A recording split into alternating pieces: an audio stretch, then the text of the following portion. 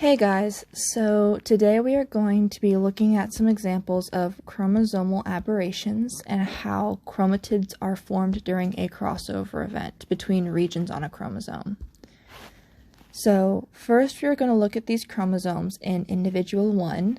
The first chromosome is GHI with the dot representing a centromere, GKLM, which is our normal order chromosome because it is in alphabetical order. We do these things in alphabetical order so that we can more easily compare the chromosomes to each other. Now, before we compare them completely, we have to place the second chromosome in alphabetical order as well and identify the regions that are in different locations compared to each other. The second chromosome is MLI centromere JKHG, and once we put it in alphabetical order, the differing regions between the two are J, K, and I. From this, we can see that the chromosomal aberrations with these chromosomes, specifically the second chromosome, is a pericentric inversion because when the regions on the chromosome got misarranged, it includes the changing location of the centromere.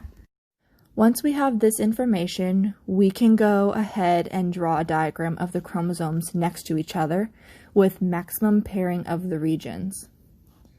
Here's a diagram that I drew showing this.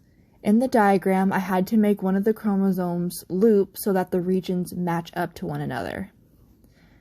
In this diagram, we are seeing a crossover between the regions J and K as seen by the green X linking the J and K region.